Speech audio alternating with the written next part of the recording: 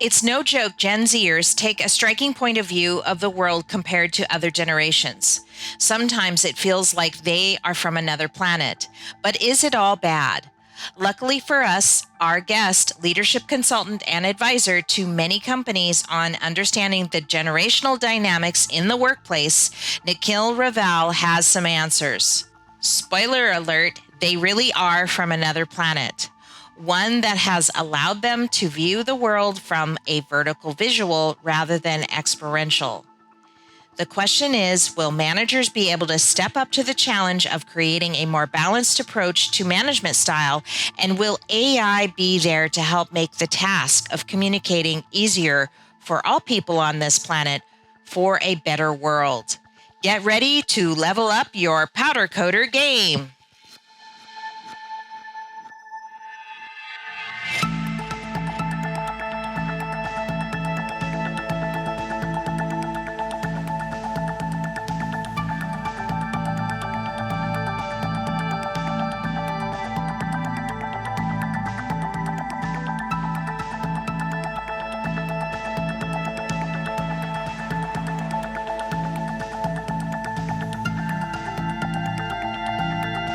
Welcome to the Powder Coater podcast. I'm your host, Kim Scott, where we talk about trending topics, interview influencers like Nikhil here, and we everything to help your growing powder coating business. So I just want to welcome Nikhil Raval. Welcome to the show. Hi, Kim. So very nice to be on this show and looking forward to our chat today.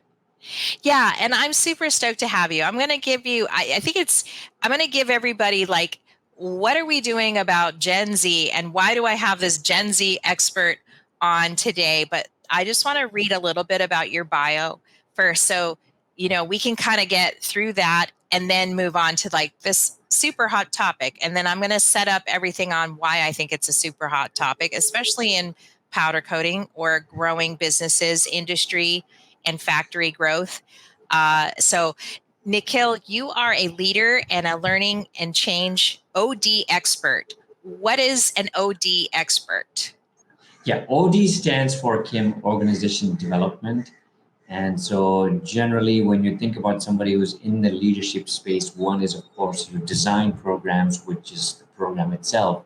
But the OD component talks about how do you sustain and work towards making that change happen in the system, right? And so everything that's sort of crafted or planned as a way to kind of measure or sustain that change is what we call as an OD intervention. Yeah. Yeah, and so you do more than just talk about it. Of course, you have a podcast, so I'm going to pull up your podcast here. But you also wrote a book. You've got 30 episodes, so congratulations on that. That is a huge milestone. And all of this is on Gen Z. And who knew there were so many things to talk about? This group of I call them kids, right? Can we still call them kids? But you also wrote a book. It's on Amazon, and it's called Target Gen Z: Your Guide to Understanding the Gen Z's Mindset on Brands, Work Life, and Learning, and more. And that is pretty much all of Gen Z. That's all they're interested in, right? They're trying to navigate this work life. They want to spend quality time with either with their friends or themselves and work on themselves. They're a very endearing generation. But we're still trying to scratch our head on how to handle them, right? So that's what we're going to hear about today with our wonderful guest, Nicole. So one of the things that I wanted to share with you first and how this has kind of come about and why I reached out to you is I'm fascinated by Gen Z. It seems to be that there's going to be this huge kind of transfer of knowledge to using AI and hopefully help have the Gen Zers help us along the way. I mean, I think that's a definite benefit because the way they think is so different and so unique, right? And their challenges are different too. Yeah.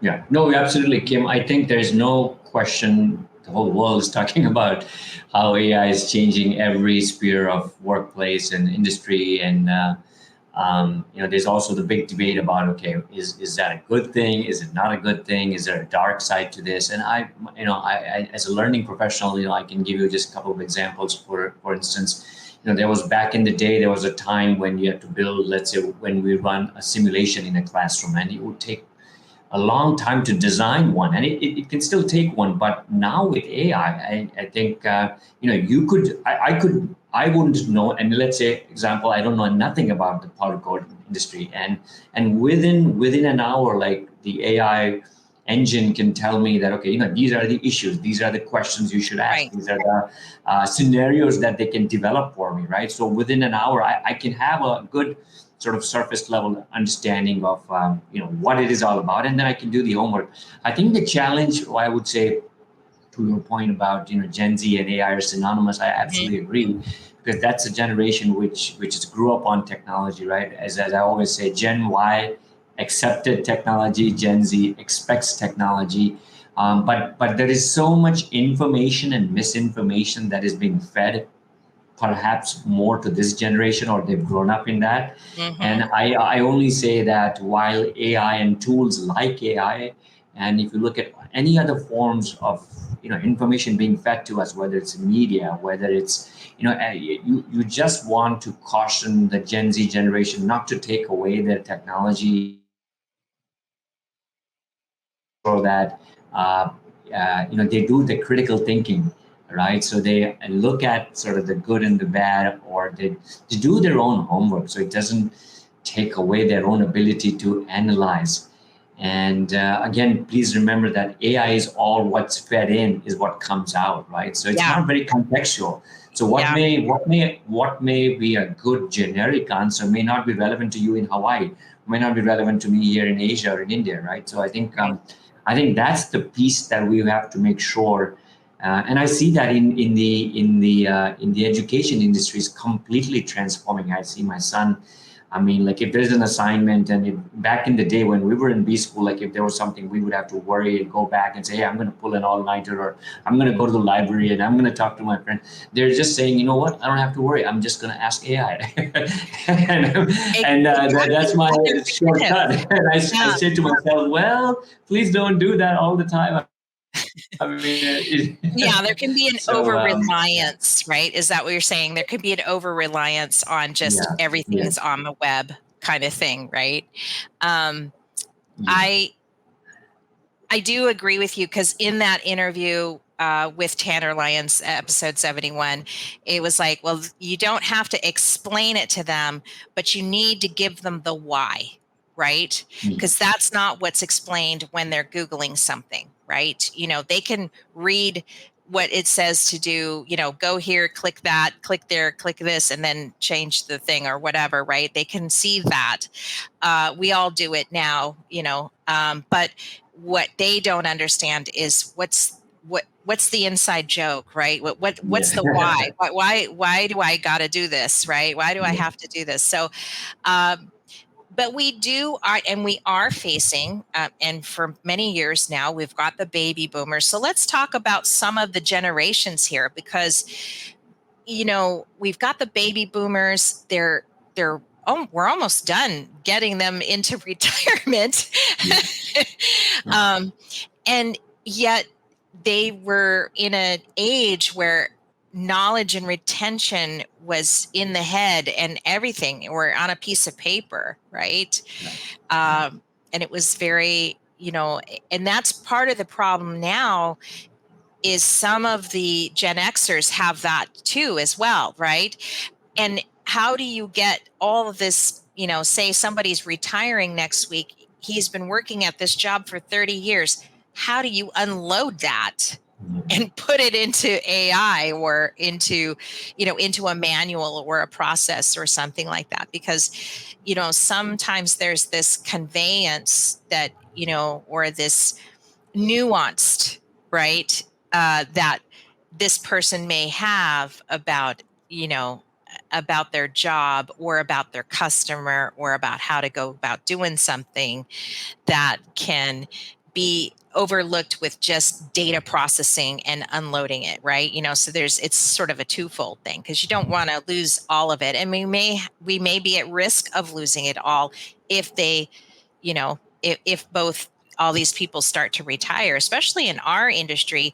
I think in the next 10 years we're going to lose about 40% Oh my of gosh. the. Yeah. Yeah, it's kind of big in powder coating and stuff. So we're going to lose about 40% of our workforce. And some of these men and women have been working in labs and in factories for 20, 30 years. And at the same time, I know that the Gen Zers, they move around a lot, but we'll get into that later. I know we're going to talk about that for sure. But let's talk about these baby boomers. They were valued loyalty, staying and sticking it out. They were all about face-to-face education and communication, right?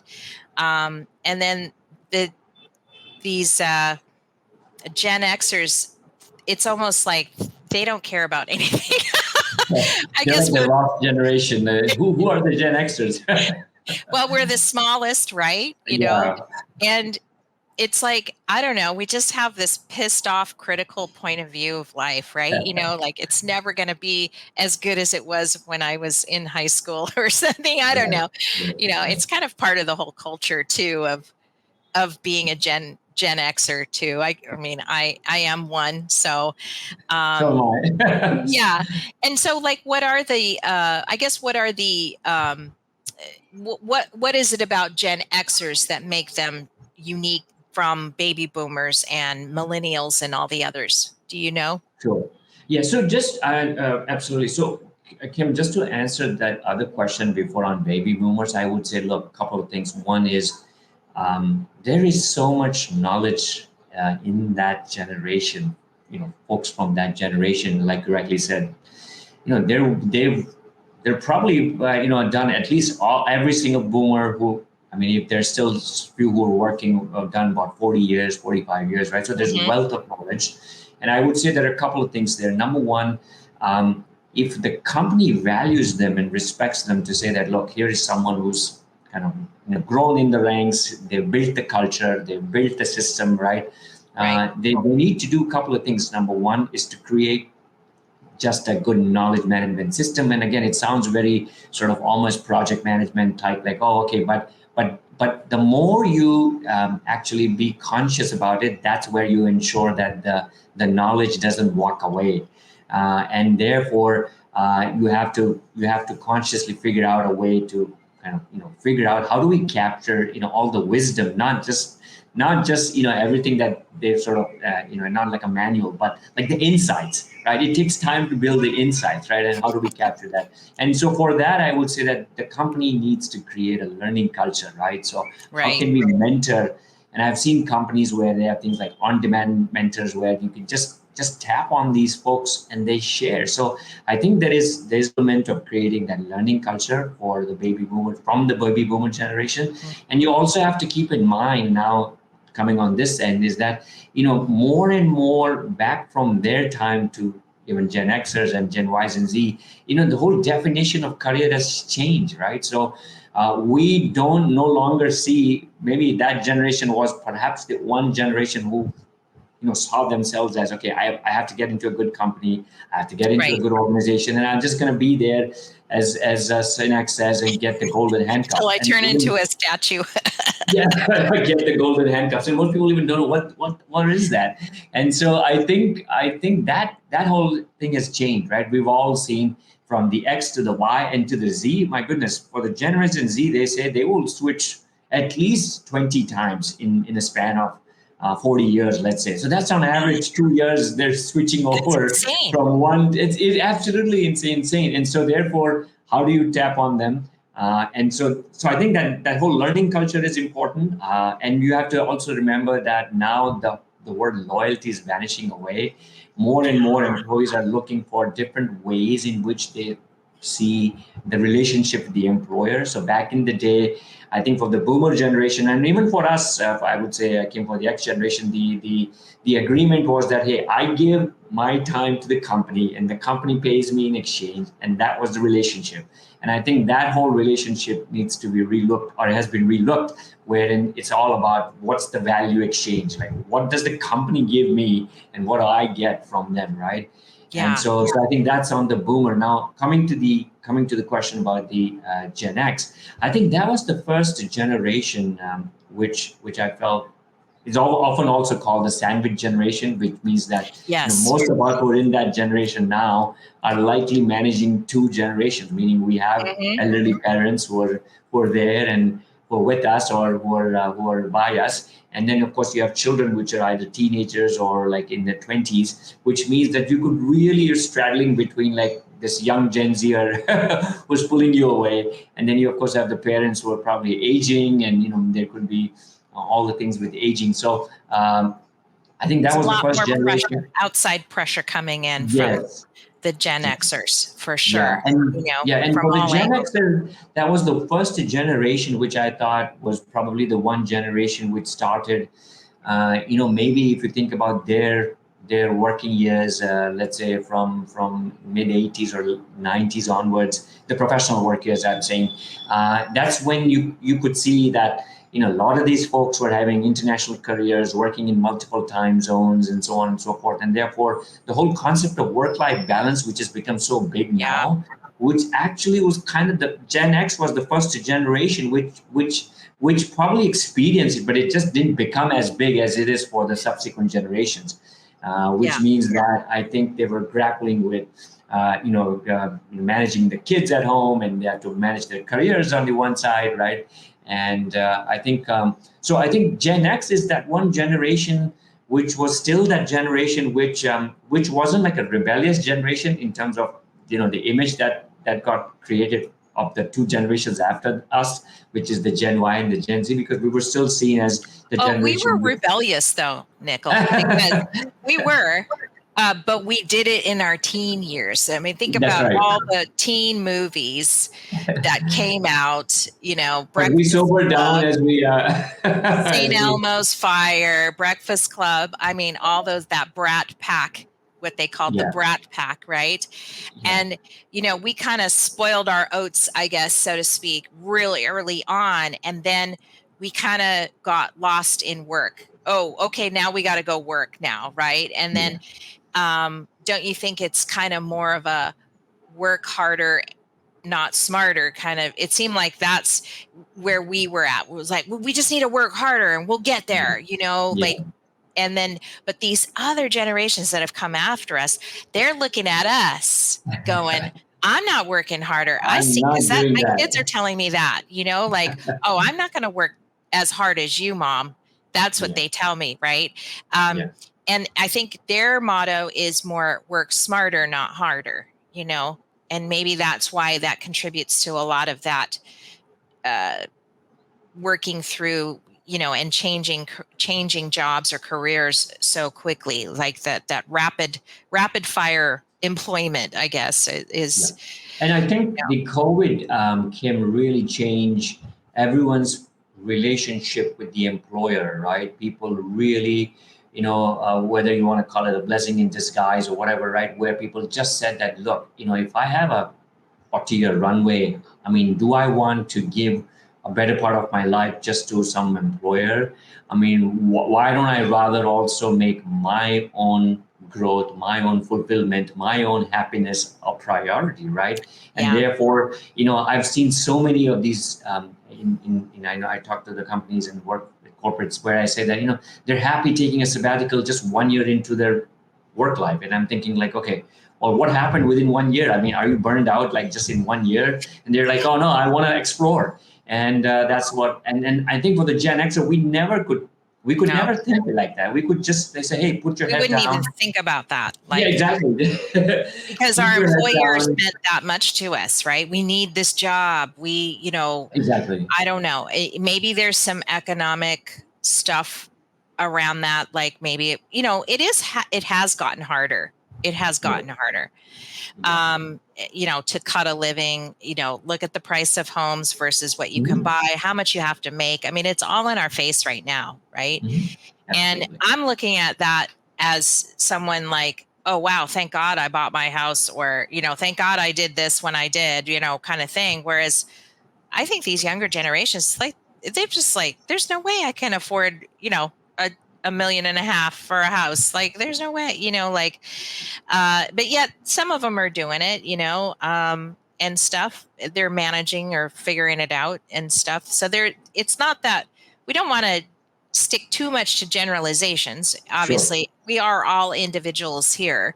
Um, but let's kind of, dive into, as we're exploring the problem, right? And millennials probably are up next, and then talking about the traits of the Gen Z worker when we come down to that final. Because millennials, I almost feel like, I mean, they definitely have it harder. I mean, they're in their, they're raising kids. Some of these guys that work so hard in their job shops every day, and then they have to come home and be happy. And, maybe they failed at work all day. Everything went wrong. Nothing went right. They got to start all over in the morning, kind of thing. And then they got to come home and be cordial and have a family life and not let that bother them. And I just don't know how they do it, you know? Well, the eldest of the Gen Y also have Gen Z as children, and you can imagine, if we think that there is a difference between an X and a Y, I've seen in companies that lots of Gen Y managers who have Gen Zs, they feel like, oh my gosh, I think we're so much more better.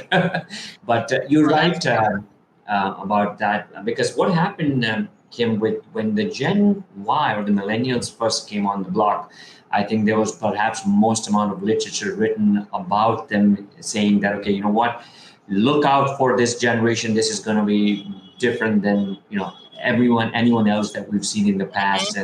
And all these stereotypes that were being kind of created beforehand, that, okay, they're narcissistic and they're all going to only talk about self-entitled and so on and so forth. And like you rightly said, a lot of our every single conversation we can have about generations is very anecdotal, right? Which means if I come right. across 5 good Gen Ys, I can see that, hey, Gen Y as a generation is a pretty decent generation, and then the opposite could be true. So, but you're right. That's a generation. Their context was they were the first generation which kind of revealed themselves online prior Yeah. to, let's say, any of the other generations. So they were very comfortable sharing who they were in the public domain, which I think the Gen X never did.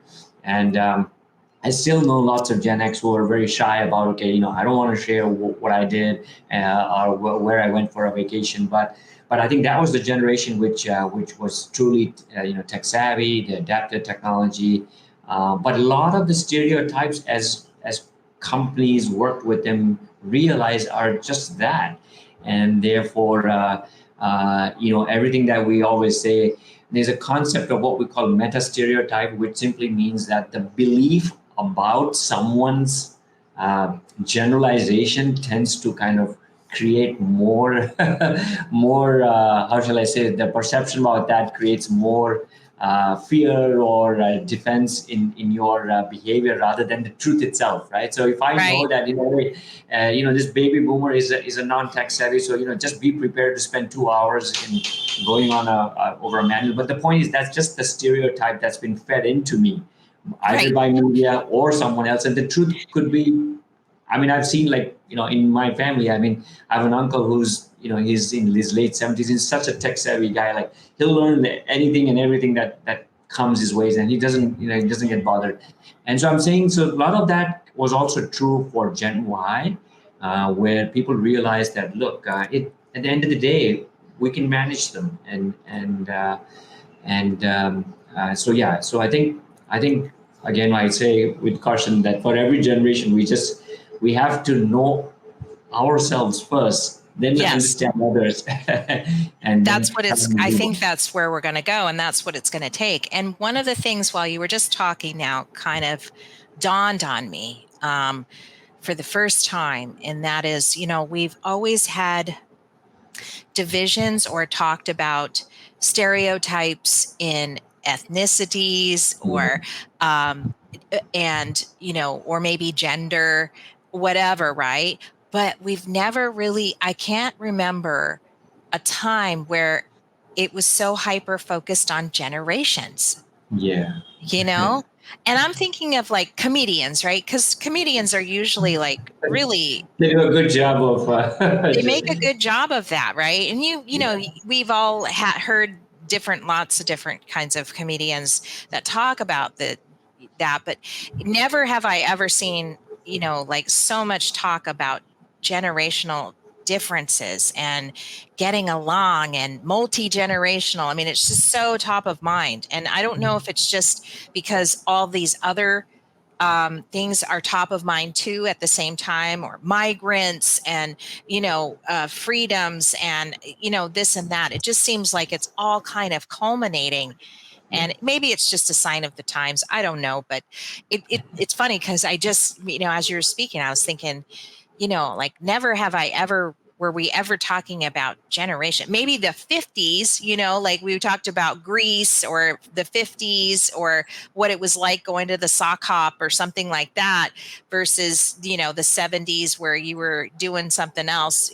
for fun and entertainment as a teenager or whatever. It was like it was more of like a time period or a music. It was around music and stuff, and it's kind of hard to not talk about culture when you're not, and exclude movies and TV and music, because that is so at the heart of culture too, right? So Absolutely. Yeah. you know um okay, so let's talk. Are we ready to talk about the traits of the Gen Z, or you want to describe the Gen Zs a little better? I think because we're on to now that we've talked about millennials, we're kind of on to the Gen Z guys, right?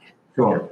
So absolutely. So again, I think what we just as we talk about Gen Z, what may also be helpful for our listeners here is to kind of also talk about, the generational experts give us certain years in which the generations have been defined. So you have the boomer, which were largely post the Second World War, and then you have the Xers, which were sort of from late 60s and so on, and then you Mhm. have the Ys, and then the Gen Zs are essentially the ones which they go from I think 2012 onwards, right? And so you can Right. or sorry, a little 1997 onwards, right? And Mhm. so again, why I say this is because if we, to your earlier comment, like, okay, there was never so much talk, and I think one way for us to step back and look at that. Okay, why is it that we're talking so much? I mean, when we were kids, I don't think our parents complained as much, but now when we have to do it, we're finding the parenting has become so hard and so conscious and whatever. But I think the reason again is their context, right? So if you look at the Mhm. Gen Z context for a moment, here's a generation which has seen a full-blown pandemic. I mean, no other generation, we may have even just read about what is a pandemic, but like never have we sat in homes for like 2 years, 3 years, Right. just working from home and living a life in a home. So they've done that. They've seen two wars. They're seeing possibly more wars that could happen in the coming years. They're seeing disruptions like AI. They're seeing things like the Me Too movement, Yeah. the fake news that all of us that we earlier when we get a forward we just sort of believe it, but now it's like so much of You have to the be so information. scrutinizing. Yeah. Yeah, you have to scrutinize that. So I think in many ways the context is shaped is been a handful, and they were born into the internet again, remember, as opposed to where they had to learn the technology. So they don't know a day when Google wasn't there. They cannot figure out a day where. Right. So I think all of that shapes some of who they become. Yeah. And I always say that generations are defined by some of the key events of what happens during our sort of formative years, right? And so you could still economically, as you made the point, like you could be, let's say, from middle class to a very like say super affluent, but the basic events do shape Yeah. the values and the beliefs. And I think they're important, Kim, from the context that those values also shape our beliefs, which is what we carry to our workplace. And Right. therefore, I always say that you know never was so much talk about well-being, mental well-being. And well, why is it now? Because of the fact that everyone saw like, okay, what a COVID event can do. Everyone saw how isolated we were all feeling. So I think here is a generation which says that I've gone through this, and therefore I respect and I expect from my employer to give me that space, give me the time for the Saturday, Sunday to do my thing, and I'm not gonna kill myself working crazy hours and so on, right? So Right. I think a lot of what we're seeing about the Gen Z generation is again driven by context for every generation. So very quickly on their traits, again, very tech savvy, right? They can adapt to new technology. We know that they're very passionate about all the things that we're reading in the past about things like climate change and energy crisis, right? These are Right. real things. These are things that most of us read about it and said that, oh, you know what, someday in the future this will happen. But we're all seeing it. I mean, like you can see the floods in Dubai, and you can see the Right. heat wave that's happening in India, and you can see what's happening with power in some of the states in the United States, right? And so I think all of that is shaping also what they want from the employer and how they want to see themselves, right? And I often hear like my son says, this heat is a function of what you guys did. Like, why I don't remember my summers being so hot when I was a young kid, and now all of a sudden, if I have to step out, like I don't want to do that. So they're very passionate about Well, it's in sustainability. your face, right? I mean, you're seeing it. It's right there. And we talked about this kind of pre-show when we were planning the show was, they actually saw like the Daiichi, with the tsunami in Japan, and how those men, we all watched it, how those men bravely went into this radioactive nuclear plant knowing they were gonna die, and I don't know why that burns in my memory, but like everybody knew, and they tried to keep it off of the news segments and stuff like that, but like, and they did their best to protect themselves while they were Sure. having to cool the rods down, but like that was utterly, I mean, it wasn't just the tsunami alone. Yeah. I follow a tsunami channel on Instagram. I don't know Yeah. why, I just do. I guess, it just kind of hit home for us because we're island nation and we're so close to the water. And, we had some scares with the tsunami from that as well, and that event. And, you know, just, following that day by day by day, right? And it's just in your face, Yeah. if there's a Yeah. mass shooting, it's in your face. If it's, Yeah. so there's a lot of fear Yeah. that's in our face every day. And I guess I could maybe just in talking with you now, I'm kind of starting to feel what these these Gen Ys feel, because it seems scary, right? Because you can't control what's happening across the world. And what can you do about it? um, so there's that element too that I think really affects our thinking processes, right? And why you know why sustainability is coming online, Yeah. and how AI and working with Gen Zs, and hopefully they can help us solve these problems, um, and I think that kind of goes hand in hand with their deeper thinking, like, well, shoot, if I'm going to be in a mass shooting tomorrow, do I really need to show up today at work? You know what I mean? I don't know, like, you know what I mean, like, No, but who it knows? is, it is so real, Kim, I'm in being many ways. bombastic about the Yeah. example, but Yeah. you know Yeah. what I Yeah. mean, like, it is giving them a deeper perspective about what's really worth Yeah. it for Yeah. themselves in their life. And I'm sorry if that last statement offended anybody. I didn't mean to, but like, it was just for example purposes to kind of say, look, these people see, this generation has seen things without the context of older Yeah. generations, right? They're just seeing it, and it's shocking. You know what I Yeah. mean? Yeah. And that is what Absolutely. we're not understanding as older generations, because we didn't have cell phones when we were growing up, or we didn't have them at first and then the millennials had them later on, and stuff. And so it's a consequence of technology, really, the bottom line is. And Yeah. that's why we're here talking about generations and why it's so forefront. So that's Yeah. cool. We're kind of connecting the dots on that a little bit and stuff.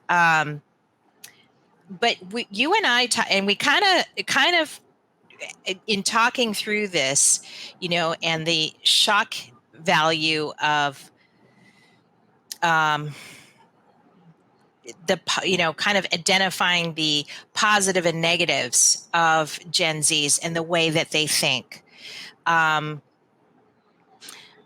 How, I believe we kind of talked about some of the solutions that these companies that you've worked with have kind of worked around this short-term work ethic, or short-term at this company, then I jump over here, then I'm going to go over here and do that. And they're actually planners. Like, they're not, they do plan their life, you know what I mean? Um, and stuff. But I kind of, when we were talking about it, I called it titlenomics. Do you remember when we came up with that Yes, idea? yes, yes.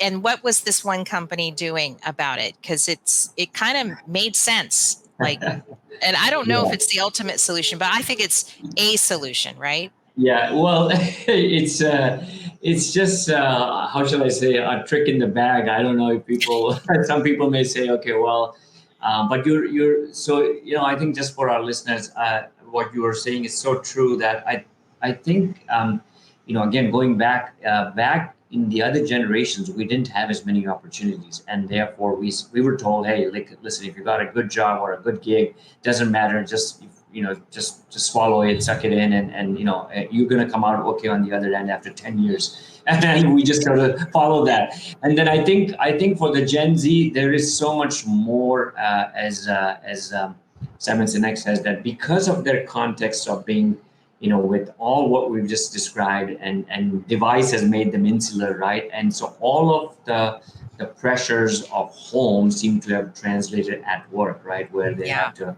make sure that, okay, it's the employer's job to give them mental well-being space, it's the employer's job to listen to them, it's the employer's job to engage. But I think more on the workspace, it's a generation, I'll say two three things. Number one, it's a generation which wants instant feedback, because back in their Mm. personal life, that's the world that they're living in. If I put something online, I get something back in 60 seconds. And Oh, therefore, yeah. if I'm the boss and I don't tell them that, what, you could be doing this better, or nice job on this, they're just saying like, okay, how come I'm not hearing back? And I think a lot of the companies are doing away, Kim, with things like the traditional sort of appraisal of year end or quarterly reviews. And it's just, they feel like, we can keep that over there, but let's keep a routine of helping them to sort of give them real-time feedback. And I think that is more of a skill that the manager needs to have, rather than Right. expecting something from the Gen Z. So if I'm having a team, I need to take that skill on and say that, what, for this generation, I need to just tell them a good job right then and there. Like, let me not wait till like in the year, in the month end, and congratulate everybody with the 5 people on that list. No, I need to tell them then. I need to tell them, what they can fix. So I think that's one. Second is a learning culture. I think we spoke about that. I think here's a generation which gets restless very quickly.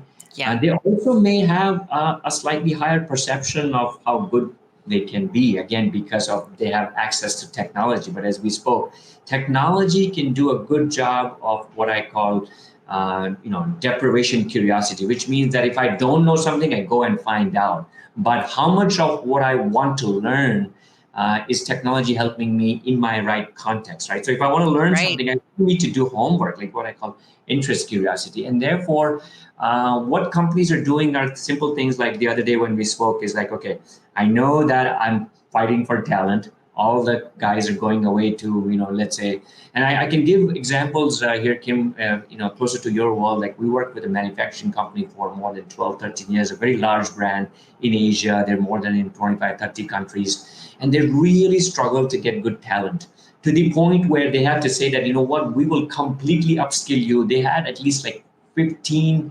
manufacturing kinds of businesses in chemicals and fiber and aluminum and steel and you name it. And so, Hmm. if someone wants to build a career, they said, we'll walk you through, don't worry, on us. We'll train you, top end training.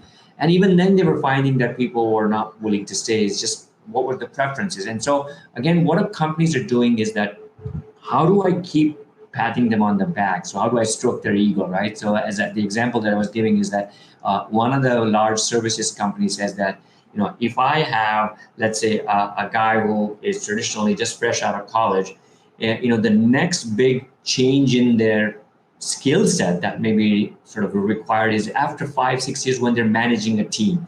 And then it's when they have to start managing things like conflict and influencing and collaboration and all the other things that we would expect from a team.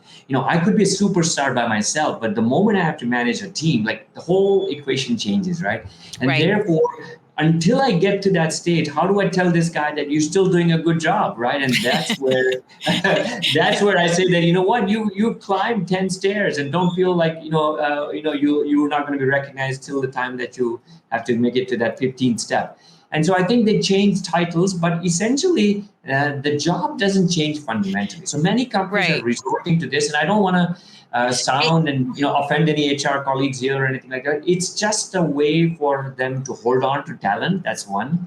And it's also a way for the Gen Z and that generation to feel that, look, I'm contributing, the company's recognizing, and but it isn't simply by changing a title, Kim. I would say that it also means that, can we help them to set stretch goals? Can we make that trusting relationship between me and the boss, right? So one of the things that we always say to clients is that, how often do you do a check-in? And check-in not so much for the progress of the work, but check-in to get to know the individual.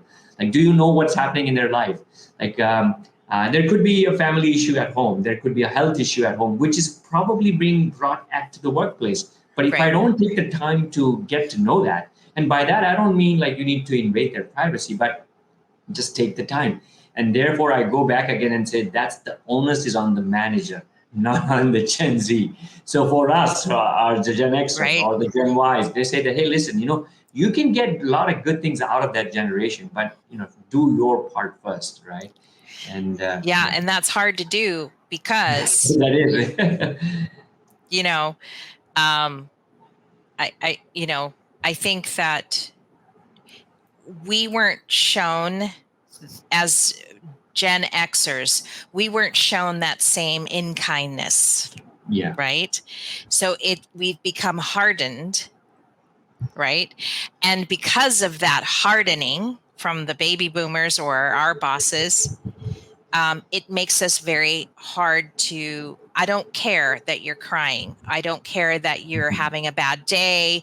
And I'm going to show you, okay, so we need some, I want to share a funny, well, it's not funny, but it's, how are you familiar with the show Mad Men? It was very popular here in the States. And I know you're in India, but I'm Yeah. sure once you watch this really fast clip, we're gonna end up laughing, because this is the typical concept between the two generations. So Yeah. hold on, let me cue this up really quick. 'Cause I don't know if it's let me see if this is, no, it's not this one. It's this one. So this is John Hamm from, okay, let me see if I can, well, I'll wait for it to play Yeah. through, but it's from Mad Men, and he was the star of the show, and they're admin basically from like the 50s and 60s. But they did actually a very good, this is an excellent clip of what it is like as a Gen X manager speaking to a Gen Z employee. And I thought they did a really good job of it. So I'll as soon as the clip ends here, I'll turn on the audio and then we'll hear it. Job. I give you money, you give me ideas. You never say thank you. That's what the money is for. You're young, you will get your recognition. And honestly, it is absolutely ridiculous to be 2 years into your career and counting your ideas. Everything to you is an opportunity. And you should be thanking me every morning when you wake up, along with Jesus, for giving you another day. Oh my goodness. Yeah. I mean, I found it kind of hilarious, but it really kind of encapsulates what we're talking about here, Yeah. Because I guess that is, we all need a little bit more compassion at work. And Yeah. it's hard because we're hard pressed about productivity. And Yeah. it's because technology has given us the ability and the capability to work harder and faster and smarter, right? So there tends to be a car crash in terms of communication and kind of working that out a little bit, and to untangle it.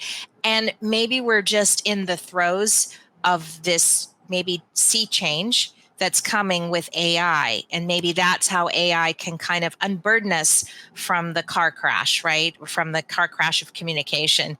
At least that's my hope, right? With this show, and just maybe opening that discussion up, or at least a thought process about how we're all struggling with this generation. I firmly believe maybe we can kind of talk it through, and we'll cross this threshold at some point where, it won't, AI will help us so much, that it'll free us and unburden us from these communication breakdowns, right?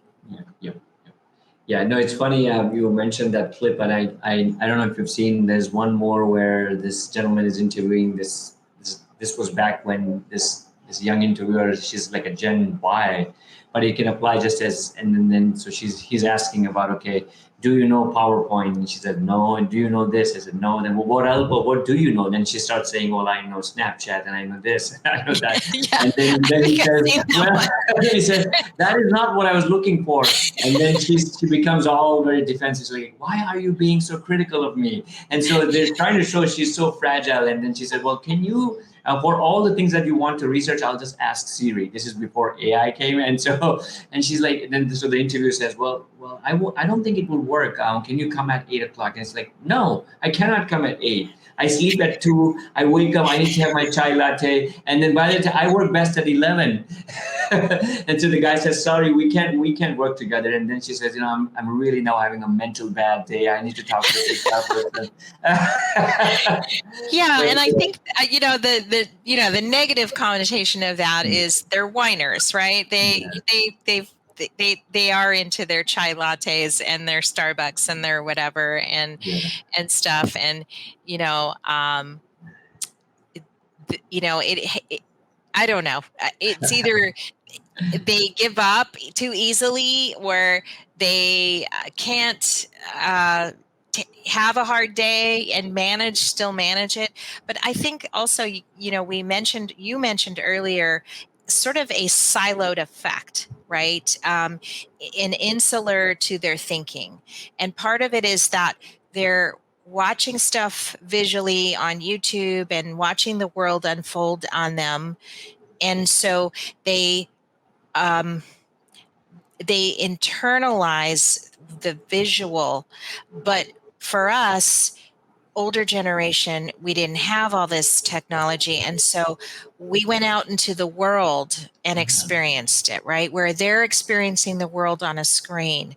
And that is pivotal, really, really pivotal, because it kind of creates this siloed effect in their thinking and how we're able to relate to them, because they tend to look at, if a diamond is multifaceted, they're looking at that one little facet on the diamond instead of the whole. You know what I'm saying? Yeah, Like, no, absolutely. Yeah. I think I think one of the things, Kim, that is leading to that generation, and again, we always be cautious in generalizing, but I think because there is so much of their world is online world, and there is almost this, how I appear and what's my perception and what the world will say is driving who they become rather than who they really are. And therefore, I think it is also kind of getting them into what I call this overthinking epidemic, which means that, if I put something online, and if I don't, God forbid, don't get anything back within 5 minutes, I'm already saying to myself, like, what did I do wrong? Or did I say something that they were offended? Or, why have my friends ditched me? And am I just going to be now by myself for the rest of the life? I mean, so I think this overthinking epidemic becomes where you talk to yourself and you're ruminating yourself. And so I think you're absolutely correct. Like you rightly said, when in our time back in the day, we could go out and play and do things. And be out and not worry so much about the heat and the water and all of that. But Right. I think that online is a double-edged sword, right? How do I've known a lot of parents, Kim, where they say that now if I have very young Gen Zs, I'm keeping them off device. I want them Yeah. to learn technology, but I want to keep them off device, because if that becomes their sort of fallback mechanism, and the parents just say that, look, when they go for restaurants and eating, they're on a device. They're out in a movie, in between they're watching on a device. So like, when are they not on the device? And so Yeah. And when are they having a conversation with their family? And we've all seen those videos where the two people are out everybody's to dinner for a dinner date and they're just on their, on the device. Yeah. yeah. And I almost feel like, it could be rewiring us in some way. In that, it could be some of the dangers of it too. But I don't know if I want to dive too deep with that one, but it is kind of scary in that sense. But to kind of circle back to like solving sustainability and using AI to upgrade factories and help manage people better, what are some other strategies you're seeing besides the gamification titles, right? And that instant gratification? Are the Gen Z or the Gen Ys, Gen Z, sorry, are they, are they able to think through new solutions? Are they able to collaborate better? Do they collaborate better with their own group, right? Are they capable of working with us, right? Or other multi-generations? I guess that's the key to the question to you. No, absolutely. I think so. Look, I think I always kind of share to say that, look, for most of my work, it's for the managers who manage Gen Z, and I also, from time to time, when I design workshops, I talk to Gen Zs themselves, and a lot of them, it's about making sure they have an understanding of their world, and that generation has an understanding of the world on this side, right? But some of the ways in which I've seen companies try and sort of circumvent this is, one, of course, they really try and get them involved in often what's called reverse mentoring, right? So which is to say that, look, here's a bunch of folks who are guys who are tech savvy. Let's admit it, we weren't as tech savvy, and we're now sort of forced to learn some of this, or we may have learned it, but we're certainly not the type where we say, what, hey, there is a new tool and let me just go online right now and figure it out. We'll get to it when we get to it, and when maybe if I have to, I have no choice, but I'll absolutely learn it. So how can we learn from them, right? So I've seen companies where they do a very structured reverse mentoring, and this is to the senior most folks. And so it does a few things. Number one, we can learn things like technology. Number two, we can appreciate their context and their expectations of things like sustainability,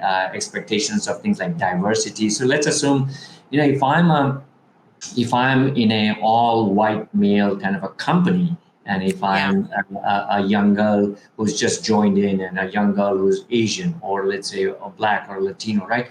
I think perhaps the higher ranks may or may not have the appreciation of what is the context of this young girl who's in the system, right? And therefore the reverse mentoring, and I've seen companies where the senior leaders actually say that, it's changed the way I'm seeing, it's changed the way because if they've been on that, top corner office for many years, and nothing against, it's well deserved and they're there and all of that, but I'm just saying that it gives them a perspective. It also engages that generation. It also helps, I've seen, Kim, when you see in companies and in industry. So I don't know what you see in, let's say, in your industry, but I've seen in manufacturing, I've seen in pharmaceutical, I've seen in insurance selling, wherever there is sales, for example, there's high pressure. When these guys quit, it becomes a good way for the company to find out, like, why are they quitting, right? Is it because my manager never spoke to me? Is it because the money wasn't good enough?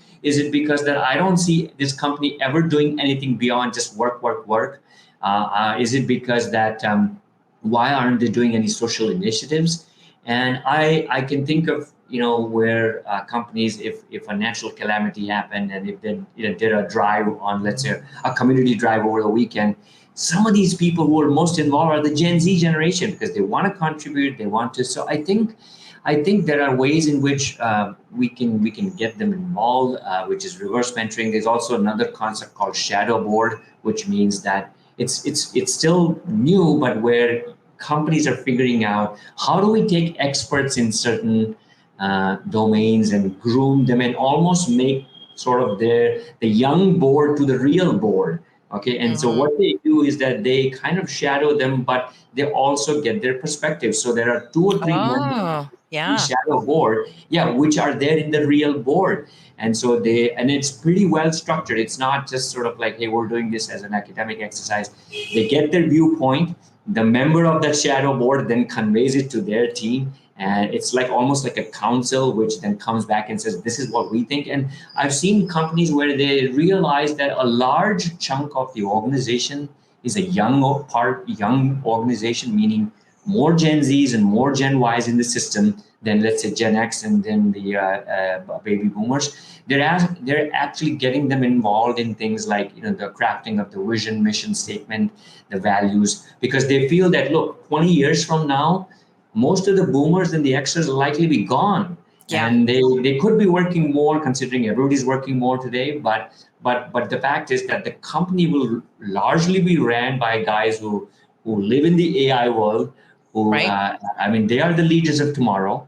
And so we need to know So what it makes sense. matches them. Yeah. Yeah, It makes exactly. sense for them to be involved now, right? Yeah. And I agree with you. All the things you just said there are so valuable because I can now, with your words, I can now kind of visualize on the other side. Say we finally get to this other this other side of this, is that we have now functioning factories and manufacturers and HR departments that are more concerned, and or boards or industries that are. It's not so much about the gender or the color of the hair or where they grew up or what device they're using or what they're. It's about talent, right? Ultimately, a company is going to work better, it's going to work smarter, and it's going to grow when you're highly developed with the talent that you've cultivated, not that you're trying to fulfill some minimum government, like we need to have this number of ethnic people, and like Yeah. forget all Yeah. of that, because sometimes Yeah. that government mandating stuff, it just doesn't. Yeah. It doesn't. We understand it's important at the front to Yeah. make that happen in order for Yeah. change to happen, but it doesn't necessarily need to be sustained for for that because people do learn. Okay, we need to look at the talent, and that's really where it's so vitally important for these companies to look forward to. That if we can work through this AI technology / communication. I don't know what we're kind of call it. We're going to come up with a new phrase tonight. The AI But generation. I mean, I don't know if that's yeah, Gen Alpha or the Gen Z generation, but yeah, certainly AI is a big thing in it is their a big part lifetime. of it. Yeah. Yeah. And I'd like to see a better world out there, or an ideal world that is just really looking at the talent of the person or the capability of the person rather than what they look like or what. Yeah. And maybe that, it's sometimes it's kind of funny when you watch that. I don't know if you ever watched that, when Zuckerberg changed Facebook to Meta, that whole thing, right? And how he was, we're all just trying to wrap our minds around what the hell he's talking about, right? Yeah. you know and how he can't wait because he'll be at this table having a business meeting with all these people, and of course nobody's imagining that there's this thing on the face, right? And The but that they're diagonal all at the is, table, and this guy's blue and hairy, and that guy's kind of skinny and tall and rainbow shirt, and they're all just like making their own avatars and stuff. yeah. And I can't unsee that, right? Because I'm Yeah. thinking, what? Who cares? Like, I don't know. Like, can we move past that? Like, it should just, we are humans. Why do we need to Yeah. change the exterior of our just, Let's maybe I accept don't, who we are in the real form, right? right? Do we all have to be Shrek or the princess or the donkey or the, like, or like Snow White or Harry Potter or whatever, like, you know what I mean? Like, does it really have, but maybe that's a precursor, I guess, is what I'm getting at, right? Maybe it's there to teach us this lesson of, do we have to go to such extremes to be accepted? No, I mean, I think right? there is. I've seen companies, Kim, where they use like the virtual reality technologies and things like that as a way to orient the incoming cohort, like to, things like, okay, let's say I think Walmart or one of these large retail companies, they used to do that, where if I have to give them orientation, I do it all virtually.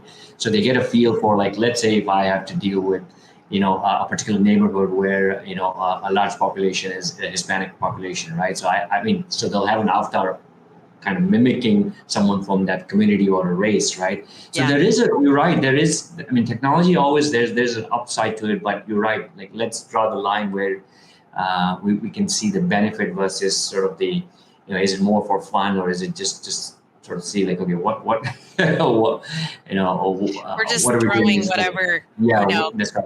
see what sticks and stuff. And I guess that's a good thing. I mean, that's the only way you're going to be able to learn. And I think the most key takeaway here is that people are trying.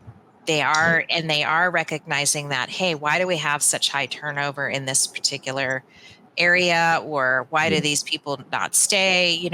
I mean, obviously, I mean, it's hiring and people leaving is expensive, and so that becomes a rising cost within a company in terms of just onboarding people, right? The cost of doing paperwork and letting, with the final paychecks and, onboarding the next guy and interviewing and stuff like that. It's and training really, them, and then by the time they're trained, they're gone. them. Yeah, exactly. And then they turn around and, hey, where's that guy? Oh, he didn't show up. It's And gone. so, yeah, he had to go, he had a poker game at like 2:00. He had to go. Probably because he makes more money at his poker game. And that I mean, I've had known friends who say, like, look, it's impossible to say no to some of these in some companies when they have personal time past 6 p.m. or 5 p.m. That's it. You cannot, like, back in our day, like, there's a late call. They just say, okay, you know what? There's a call at 7 p.m. I'll see you then. And then we'd be there like 5 minutes before that call. Yeah. It's so funny how we think and how different they do. And obviously they're learning from us, right? Whether they roll their eyes at us or this or that, You're right. I think, just to the point of hiring, Kim, I wanted to mention that I think a lot of companies are really trying now to kind of meet them where they are, meaning to say that even the hiring process is changing. So to give you an example, there's a large IT company. What they've done is that they don't do the traditional, like, I mean, lots of companies will still expect you to go to their website and read and fill out the form and so on and so forth, right? But here, what they've done is that to attract young talent, the top 40 of their senior leaders have created, like, TikTok videos, okay, talking about the vision and mission of the company. So now they're saying that, okay, if I want to impress a Gen Z, like, okay, they don't have the attention span to read through, like 10 clicks on a website. And so therefore, I'll just create a 2-minute video that says, why you should come work for me, or why you should come work for this company, and in a very cool, funny way, or some. And it was a lot of learning for the manager or the bosses or the senior leadership to even do that, because they were out of their element in doing that. And they've kind of gone further in saying that, look, if I get posted into Honolulu, right, where can I go on weekends to, meet friends, or what are the activities or the weekend? And so I think that's the level of which information that this generation is used to saying on the online world, and they're saying that, okay, why cannot my company give me that? So they want to know, how do I get engaged? What can I do? Where do I go to shop? Where do I go to eat? And so I think companies are realizing that, and also figuring out ways. You talked about purpose. I know lots of companies where they actually have a structured program where they say that, okay, if you wish to contribute, here is what you can do. Whether it's whether it's whatever it is, the water, save the earth, or I mean, it'll depend on which industry you're in, but Yeah, yeah. I remember what I was going to say. It was like, this was towards the end of the Powder Coating Institute technical conference back in March, Mhm. and Okay. we were talking about employee retention and Uh, keeping, dealing with the Gen Zers and how to engage with them better and stuff. And one guy had a very dystopic answer, and I felt bad for him because I was thinking, you're either not getting it or you really have had some terrible experiences, right? And it was about employee retention within the Gen Z. And he's like, uh, you know, why would they even bother coming to work when, again, with the kind of validation that they're looking for, right? With the um, how do I belong, and getting that instant feedback, right? Was like, he was saying that one kid could just put up a video on YouTube or on TikTok and get the validation that he needs. Why does he need it from me, right? Or why does he even need to show up to work to get that validation from me when he wants to just be a rock star on YouTube or a rock star, because that also influences people's belief systems too, or you know, and we see that a lot in the custom coder. In fact, it's actually, uh-huh. what we talked about pre-show in terms of validation. And, Mhm. um, there are people that don't purposely participate in Instagram for their businesses to get followers and all of that. It's just not important to them.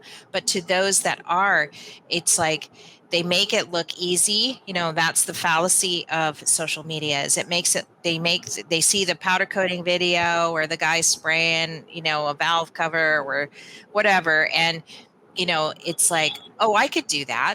I can do that. That's easy. So all you do is get this thing going and you shoot the gun at it. And, like, it's easy. I can get into that. And then the next thing you know, they're like, you know, commenting, how do I do this? And then they get into it and then they're like, well, I don't know. How does this work? I got bubbles in my, like pinholes in my finish. And why is it all, and it's like, well, you thought it was easy, but it's not easy, right? Yeah. And there's a lot to it than just looking at a video. But that is the sort of pitfall to posting TikTok videos.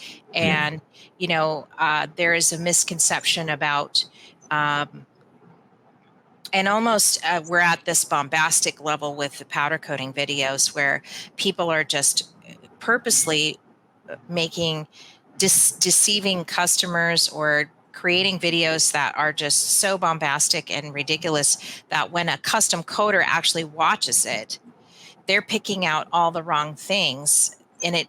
But this, maybe the person posting it has 550,000 followers, right? So like we're at this sort of high pitched craziness going on, for lack of better word, more content grabbing, more clicks, more likes, whatever's, that they're ignoring the technicalities that come with creating a perfect finish or a perfectly coated finish, right? From start to finish, does it, and so they're not paying too much attention to the processes. Again, we're talking about Instagram here, but some of them find it kind of rather in your face and disruptive and misleading when they create these silly videos just for clicks and stuff, because it's not authentic enough, right? And Yeah.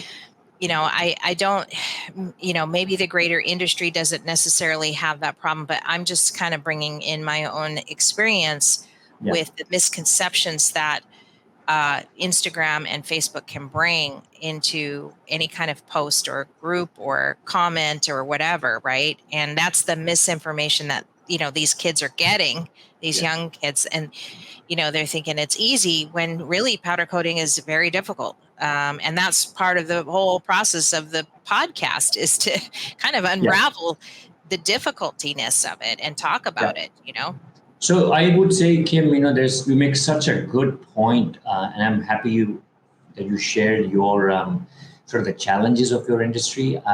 I think to the comment about this gentleman in the conference that you're talking about, I would say that there's probably some truth to it, in the sense that, okay, he's sort of, like, okay, in two minds. That, okay, on the one hand, what do you do when they get influenced? Like, it's almost like, wasn't it recently when there's something happened on a deep fake, and there was a TikTok trend that took off in the U.S. on something with one of the presidents, and it just took off, and it wasn't even real.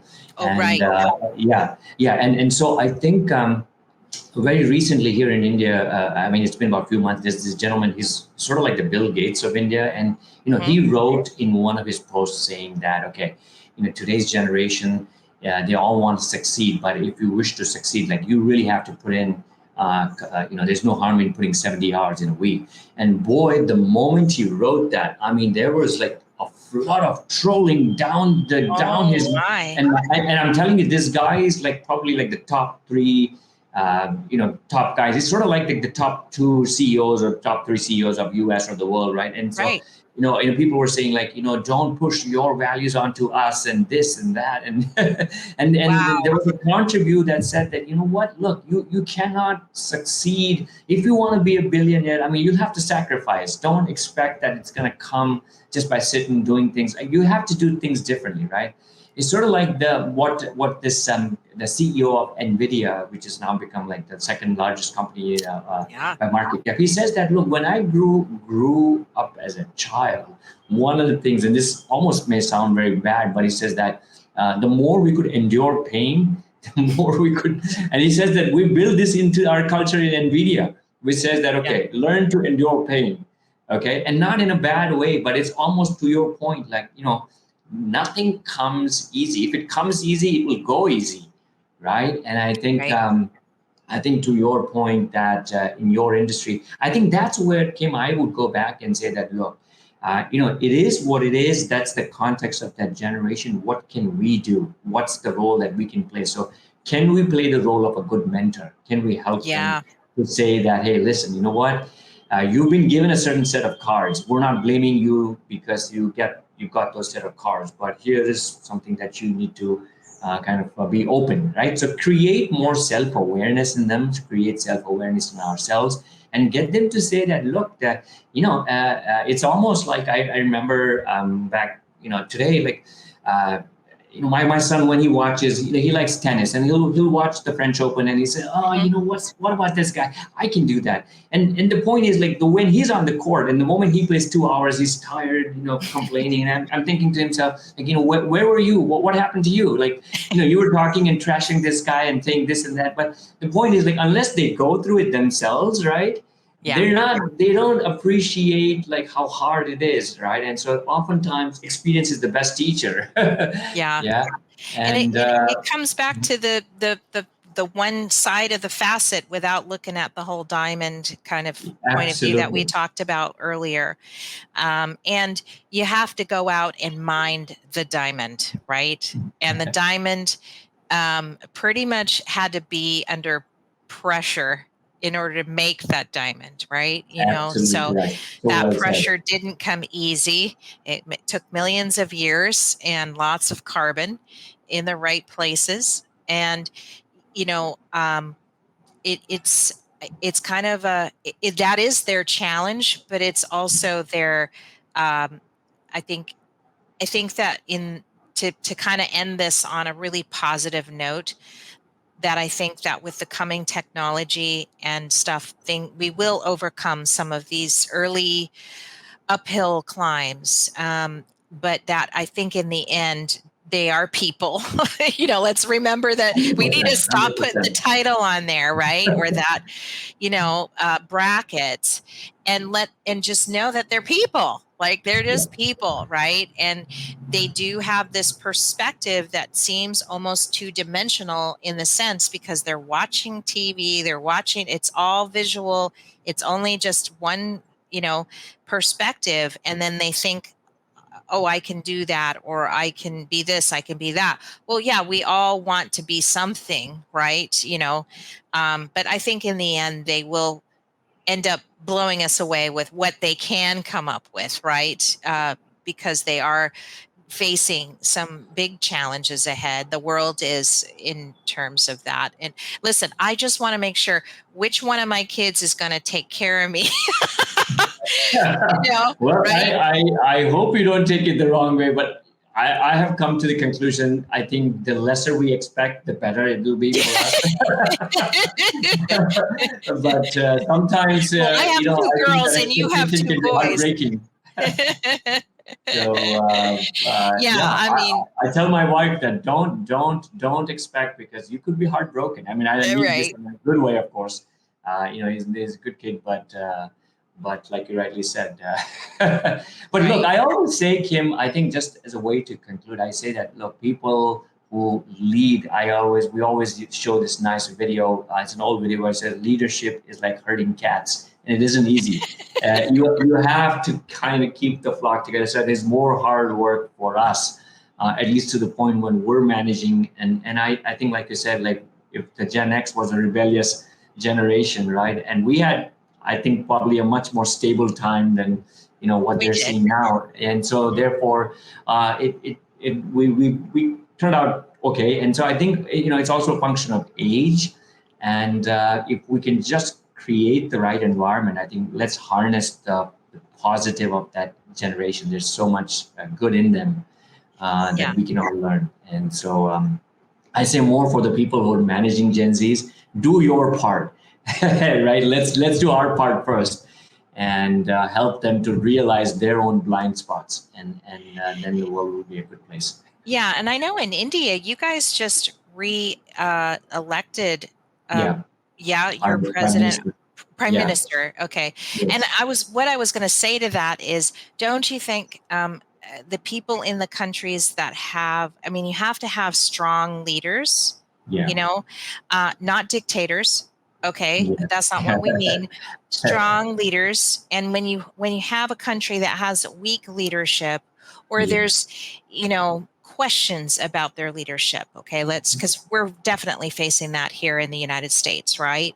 And we're questioning their capabilities or abilities to, because maybe of deep fakes or just that stuff is really, they really are getting caught with a hot mic, or getting in a loss, getting tried on, in court or something on a felony. But, it's, I think it's. But you're absolutely right, Kim. I mean, just to interject there, good leadership makes such a big difference. Like today, just to give you an example, India has the largest amount of digital payments in the world. Like if I hope your travels bring you to this country, and I can tell you, like even the smallest of, like this guy in the corner who's selling tea, he won't take cash. He will only take digital. And I'm saying, like, that's the vision of this prime minister, who's, in very conversely, like, here's a country where they have a large young population, but the vision to bring technology into day-to-day life is coming from someone who is like on the other end of the generations. Like, so it's all about, if you can think it through and how you can use technology, right? It's an example of how. And so whenever my son goes out, I say, hey, why don't you just carry some cash? And like, if something were to happen, and let's say for whatever reason you're stuck somewhere, he's like, no, there's no need to. He's like, show me a place where I will need to use cash. I mean, and so that's just the way we see how even if it's like 10 cents or right, it's 40 cents, 50 cents, and then you're doing a transaction. Right. I know it's who knows where it'll go, but it's been so awesome to have you talk about this fascinating topic. I have a feeling you'll be coming back. Well, very kind Really, of you to invite me, Kim. I really enjoyed it, and I hope that yeah, we can shed some, some general tips. Obviously, every context is different, right. and for whatever it's worth, the book itself is one place, but the podcast, I would say, is Yeah, a good source for people to check out. I mean, I bring experts where they share their own perspective, and I've learned so much from them. So that could be a good place, and certainly I've shared some slides if that can help anybody. That's yeah. Let also. me let's go to okay. So let's share your book one more time for sure, because that's a great starting point. It's I'm on Amazon, but can you just buy it anywhere, or Yeah, is Amazon? it's there on Amazon, which is of course sort of the biggest, easiest way to. And Yeah. there's some more sort of online aggregators here in Asia that they're available on. But for the most part, Amazon's sort of the default. So that's where I say you can. And I've seen people order it in more than 25 countries, so it's available. Oh, I that's am awesome. writing a second one, which is more on the multi-generation workforce. So that's due next Yeah. year. So maybe Well, we can dive into that at some point. But definitely. I would love and the to. And there yeah the aren't a lot of books there. I didn't, when I Googled before I just put in your name, I mean, I was just Googling, there really wasn't a lot of books on Gen Z, you know? Yeah, so you're right, Kim. There are actually a few books on Gen Z, but largely from a Western context, and I think Hmm. that's very good because in a country like US, there's so much data, research is so good and solid. But I thought I would write this more from the Asian perspective. So, Right. so yeah, check it out. It is a general book, but I think the podcast can be a second layer of resource people can check out. Yeah. Let me bring up I had hold on a second. What's the name of the podcast again? It's called Working with Gen Z. Simple, Okay. Working with Gen Simple. Z, and Okay. it's just it's on Spotify, Apple Music, Apple, Okay. Google Podcasts, Radio. I mean, it's there on all Podbean. It's there on everyone. Yeah. Awesome. Okay. Awesome. Well, thanks for coming on the show today. Be sure to like, share, and subscribe at this podcast, the Powder Coder podcast, and go follow Nikhil. And it's been such a pleasure to have you on. You're always so charming, and you breathe some life. I was at the end of my work day, and you definitely gave me the energy that I needed to talk with you today. So thanks again for covering all these really interesting and unveiling some of the pulling the curtain behind some of the frustrations that we have in work and and working in multi-generational companies, right? So Yeah. thanks again for coming on the show, and I certainly appreciate your time today. Thank you, Kim. It's a pleasure, and I hope to see you in India at some point in Oh, your I'd role. love to. Yes. Okay. Yeah. Take care and goodbye. All right. Aloha. Aloha.